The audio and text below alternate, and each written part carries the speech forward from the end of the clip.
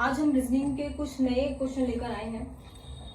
Reasoning को हम शुरुआत से शुरू करते हैं। एनालॉजिकल रीजनिंग लेते हैं जिसमें हमसे समरूपता वाले क्वेश्चन पूछे जाते हैं। उसको देखते हैं कि किस तरीके से हम लोग आसानी से सॉल्व कर सकते हैं।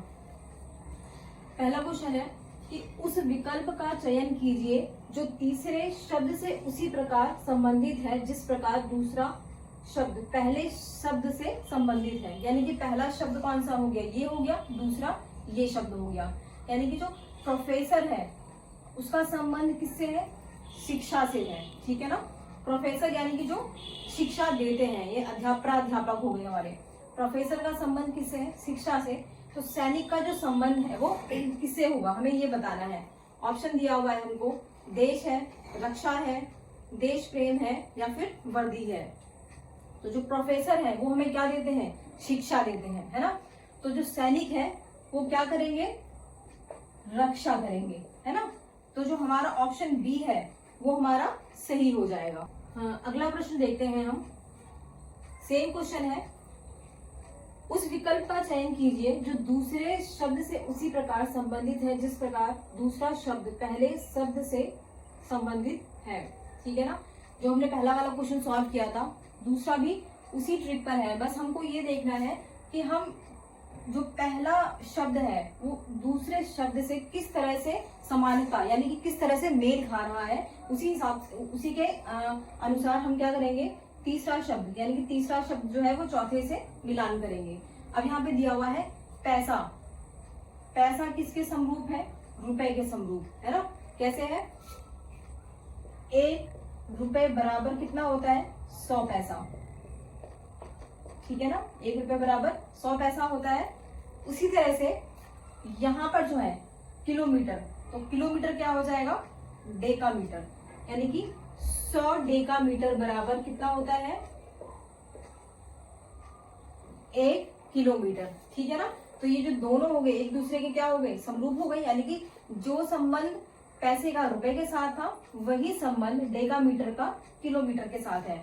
तो जो हमारा सही आंसर हो जाएगा वो हमारा हो जाएगा ऑप्शन नंबर 4। देखते हैं अब हम। उस विकल्प का चयन कीजिए तो जो तीसरे शब्द से उसी तरह संबंधित है जिस तरह से दूसरा शब्द पहले से संबंधित है। ठीक है ना। क्वेश्चन आपको थोड़ा आसान लग रहे होंगे लेकिन हम बेस से लेकर चले, यानी बेसिक छोटे छोटे प्रश्न लेकर चल रहे हैं कि पहले आसान हो, फिर उसके बाद हम धीरे धीरे आगे की क्लासेस में हम थोड़ा हार्ड क्वेश्चन लेकर आएंगे। तो कलम संबंधित है लेखक से, है ना। यानी जो लेखक है वो किससे लिखते हैं, कलम से लिखते हैं। ठीक उसी तरह से जो बल्लेबाज है वो किससे खेलेंगे, ब्रश से, सेनानी से, स्टिक से या फिर बल्ले से। तो जो इसका ऑप्शन बी है वो सही हो जाएगा यहाँ पे कि जो बल्लेबाज है वो किससे खेलेंगे, बल्ले से। यानी कि बैक। क्वेश्चन नंबर 5 देखते हैं हम कि जिस प्रकार पैसे का संबंध रुपए से है उसी प्रकार डैश संबंधित है किलोमीटर से। ठीक है। यानी हमको बताना है कि किलोमीटर के समान क्या होगा। ठीक है। तो जैसे यहाँ पैसा दिया हुआ है, पैसे का संबंध किससे है, रुपए से। तो 100 पैसे बराबर क्या होता है, 1 रुपया होता है। 100 पैसे बराबर 1 रुपया होता है। उसी तरह से यहाँ पर 100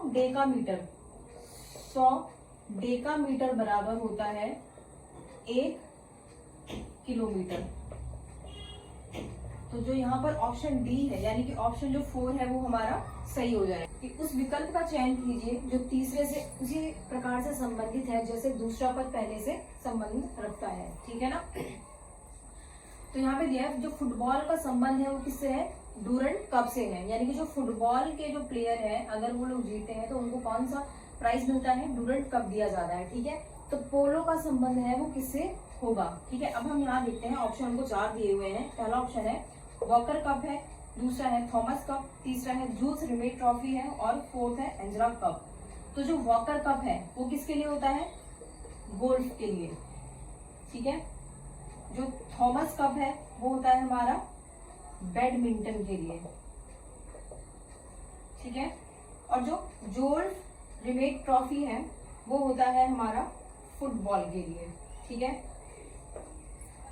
तो ये तीनों तो आपको पता चल गए किसके लिए होता है। तो लास्ट क्या बच रहा है, एंजेला कप। तो हमारा जो 4th ऑप्शन है यानी कि जो 4 ऑप्शन है वो हमारा सही हो जाएगा, यानी यहाँ पे आ जाएगा एंजेला कप। पोलो किससे रिलेटेड है? देखते हैं कुछ बच्चों का ये क्वेश्चन देख कर थोड़ा आसान लग रहा होगा कि इतना इजी क्वेश्चन थोड़ी पेपर में आता है, पर कभी कभी ऐसा होता है कि वो बहुत ही आसान प्रश्न पूछ लेते हैं और हमारा जो दिमाग है वो भी उस जो इजी सा प्रश्न होता है उसका भी आंसर सही से नहीं दे पाता है। तो ये जो क्वेश्चन है वो आरआरबी 2008 में पूछा गया था। यानी जो भाप का संबंध है वो किससे है? गर्म से। तो बर्फ का संबंध किससे होगा?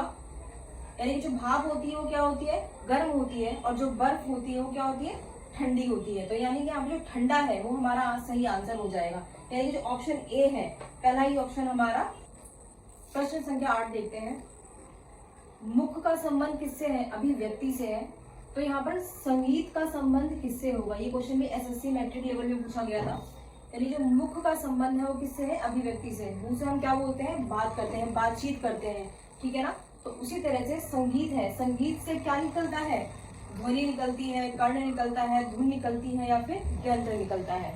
तो जिस तरह से यहाँ से मुख है, मुख से अभिव्यक्ति यानी कि बातचीत करने का जो तरीका है, हमारी जो बातें हैं, एक दूसरे तक विचार पहुंचाने का जो माध्यम है वो क्या है? मुख है। उसी तरह से जो संगीत है, संगीत से क्या निकलता है? धुन, ठीक है ना।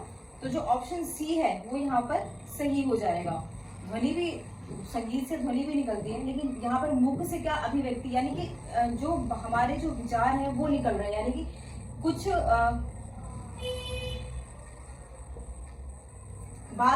बात करना, हमारे जो विचार हैं वो दूसरों तक पहुंच रहे हैं, जो लोगों को समझ में आ रहा है। उसी तरह से संगीत से क्या निकलेगा? धुन निकलेगा, जो लोगों को पसंद आएगा या दूसरों के कानों को अच्छा लगेगा।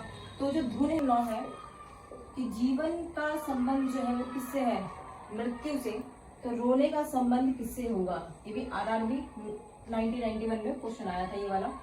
तो यहाँ तो आपको देख के लग रहा होगा बहुत आसान क्वेश्चन है ये, कि विलोम पूछा गया है यहाँ पे। एक तरह से जीवन का क्या हो गया? मृत्यु हो गया। तो रोना का क्या हो जाएगा? हंसना, ठीक है। यहाँ पर सीधा हम इसका विलोम कर देंगे, ठीक है ना।